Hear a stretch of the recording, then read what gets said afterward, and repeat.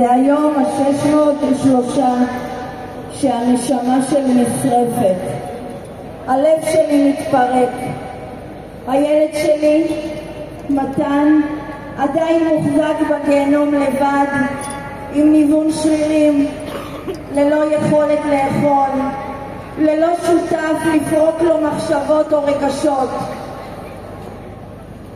הילדים שלנו מעונים בשבי החמאס, ואנחנו מעונים בידי נתניהו!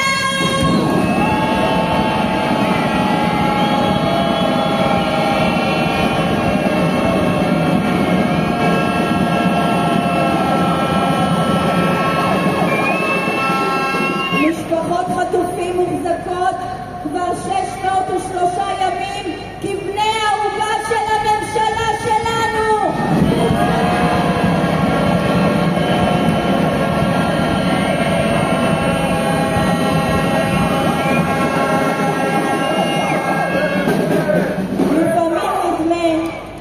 שאנחנו חסרי אונים בידי מי שמחליט אם הילדים שלנו יחיו או ימותו. יש רגעים קשים ומלאי כאב במאבק הזה. יש רגעים שבהם אני עוצמת עיניים ומרגישה בגוף שלי את הרעידות שמתן שלי מרגיש במנהרה.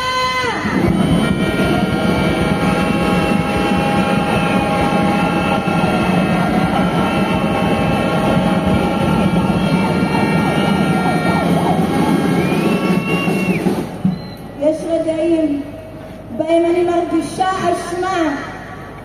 ולמה? על אוכל שאני אוכלת, כי אני יודעת שהבן שלי לא אוכל. בכל צעד שאני עושה, בכל נשימה שאני נושמת, אני חושבת מה חסר למתן עכשיו, מה אין לו והוא רוצה. ביי!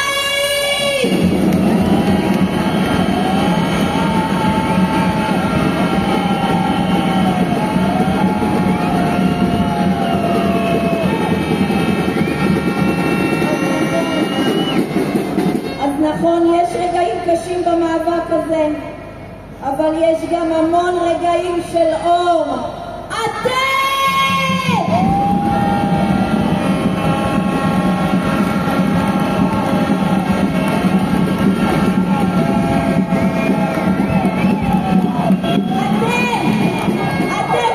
שמחזקים אותנו ברחובות, אתם שקמים על הרגליים ונאבקים לצידי על מתן ולצד כל משפחה